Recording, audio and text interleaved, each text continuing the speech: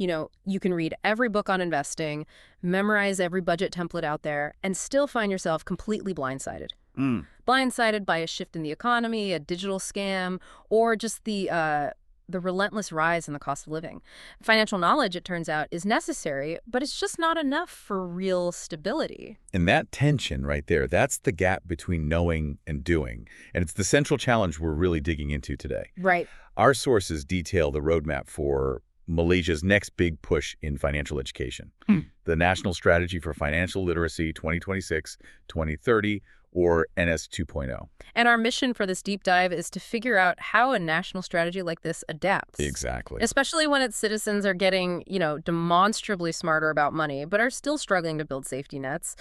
NS 2.0 is, well, it's highly ambitious. It's trying to move past just teaching concepts. And focusing on changing actual behavior, right? Building resilience across 5 core strategic areas. Yeah, and the vision itself has become so broad. NS 2.0 is explicitly trying to empower Malaysians with strong financial capability. Not just knowledge, capability.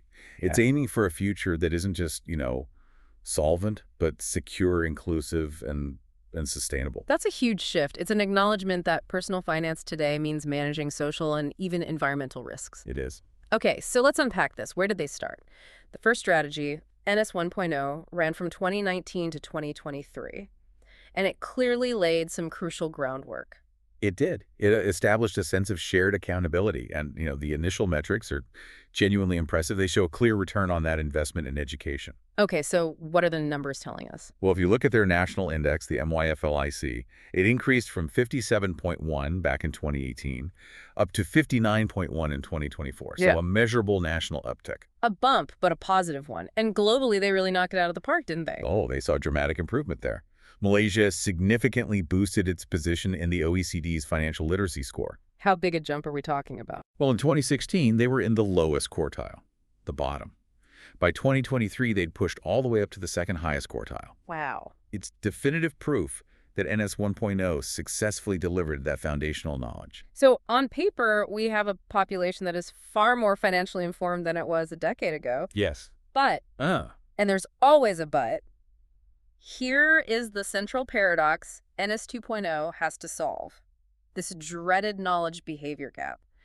It's one thing to understand compound interest. It's another thing to actually use it. Precisely. Despite better knowledge, positive, durable financial behavior is still lagging. And some of the numbers are a serious cause for alarm, especially with long-term planning. Like retirement. Exactly. Worry about covering expenses in old age actually increased. It went from 27% in 2021 up to 31%. And less than half of Malaysians feel confident about their retirement prep. And the emergency fund crisis, that's the sharpest indicator of this gap, right? It's shocking. The data shows that 6 out of 10 Malaysians cannot raise RM1000, which is, about $215 for an emergency. 6 out of 10. And if you stretch that out, only 37% say they could survive for more than 3 months if they lost their main source of income. So this is the whole point of NS 2.0. The knowledge transfer worked, but it didn't translate into defensive financial behavior. Exactly. It hasn't translated into saving for emergencies or for retirement. The strategy has to recognize that external pressures, rising costs, economic uncertainty are getting in the way. Which brings us straight to the structural challenges, because when you dig into the data, you see this struggle isn't spread evenly, is it? That's a critical point. A rising tide is not lifting all boats here. Low or limited income is still the biggest structural obstacle, and education alone can't fix that. And the numbers for that group are actually going the wrong way. Disturbingly, yes. The MYFLIC score for the low-income group actually dropped between 2021 and 2024. It slid from 57.8 down to 56.7, even while high-income groups saw improvements. So if the last strategy didn't work for the most vulnerable, NS 2.0 can't just rely on more teaching, can it? It sounds like an admission that financial education isn't a silver bullet. It absolutely is. The new strategy shifts the focus from just generic education to targeted intervention and access. But before we get to the solutions, we have to look at the debt vulnerabilities they identify. Right. The sources highlight 3 top indebted groups: youth, gig workers, and civil servants. What's going on there? Well, for youth, it's mainly education loans and store credit. Gig workers, they're carrying heavy car and housing loans, plus a lot of credit card debt. And the civil servants, that one was a bit of a surprise. It was. High personal loans, car financing, and a fast-growing use of buy now, pay later, or BNPL schemes. And on top of that, people aren't getting professional help. Not at all. 4 out of 5 Malaysians dealing with debt go to family and friends for advice, not formal services. Wow, 80%. That's not just an advice gap. That's a huge missed opportunity for real professional help. It really is. But the biggest new factor, the thing NS 2.0 has to contend with, is this rapid digital transformation. Digital financial services are now used by 92% of Malaysians. It's near universal. And that brings in this whole painless payment phenomenon. Yes. And the behavioral psychology here is what's so fascinating. Digital transactions, BNPL, they're all designed to be seamless. They reduce that negative feeling you get when you hand over actual cash. We've all been there with that one-click purchase. It completely removes the friction of spending. It feels dangerous because you don't see the money leave your hand. Exactly. And that ease, it just fuels impulse buying. The data shows over 30% of Malaysians are prone to impulsive online purchases.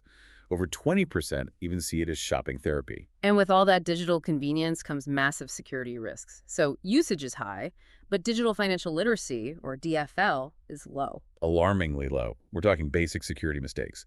The sources show 15% of Malaysians still share their passwords or PIN-ins, and only 39% even bother to check for website security before a transaction. Which, combined with AI and deepfake scams, creates this perfect storm. It does. And that's why the National Scam Response Center, the NSRC, is such a big part of the new strategy. Okay, so this brings us to the core of the NS 2.0 roadmap.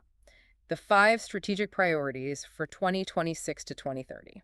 These all have clear, measurable goals. And the ultimate national goal is genuinely ambitious. They want to raise that overall MYFLIC score to 65 or higher and reach the absolute top quartile in the OECD rankings. That's a huge goal. So let's break down how they plan to get there. Let's start with SP1, prudent financial planning and retirement prep. This one is all about long-term planning. The main target is to get that anxiety number about old age, the one that was at 31% down to 20% or less. And how do they tackle that for the younger generation? By mandating financial education for all university students. This is critical. They're trying to get in there before the heavy debt starts to accumulate. It's about building the mindset early. Right, before the real financial pressure kicks in. Okay, that makes sense. Next up, SP2, wise and responsible debt management. This seems aimed squarely at that debt anxiety we talked about. It is. The target here is to reduce the percentage of people who feel they have excessive debt down to 15% or less. And the strategies focus not just on providing help, but on changing perceptions. How so? By increasing access to professional counseling, but also, crucially, by working to eliminate the social stigma of asking for that help. If 80% are asking friends, you have to make professional help seem normal and accessible. Then we get to the defensive part, SP3. Securing the financial future through risk protection. This is about that RM1000 emergency fund crisis. Exactly. This is aimed directly at moving the needle on that 6 out of 10 number. The goal is to reduce those who struggle to find RM1000 down to 45% or less. And the tool for that is? Expanding access to things like microinsurance and microtakefull. These are low-cost safety nets that are vital for vulnerable people who can't build up large cash savings quickly. It's an infrastructure solution. Moving to the digital world, we have SP4. Safe, confident, and meaningful use of digital financial services. This is the anti-scam, anti-impulse buying priority. The goal is to boost the digital financial literacy index to 55 or more. This directly targets the 15% of people sharing PINs. And how do they do that? More campaigns? Stronger campaigns, yes, leveraging the NSRC. But also, and this is key, using behavioral science to try and curb that frictionless impulse spending. And finally, SP5. Encouraging investment for wealth generation, so moving beyond just survival. Yes, moving beyond just low-return savings. The strategy here is to increase awareness of different investment products, explain the risks, and promote the use of transparent digital platforms. And notably, to expand awareness of sustainable and responsible investment, or SRI. That mention of SRI brings us to this broader, more holistic view that seems to define NS 2.0. It's about more than just money. That holistic view is the key differentiator. A major theme is the link between financial stress and mental well-being. The sources say almost half of Malaysian workers report financial stress hurting their mental health. So NS 2.0 tries to integrate mental health awareness into the education.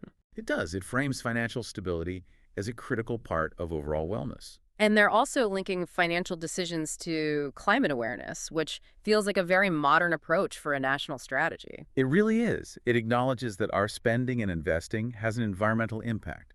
And crucially, 56% of low-income groups say they worry about climate change. So the strategy is trying to integrate that risk education. And this whole thing is underpinned by a commitment to inclusivity, which has to be a priority since the score for low-income groups actually fell. Precisely. The strategy explicitly targets hard-to-reach segments. The Orang Asli, people with disabilities, micro-entrepreneurs.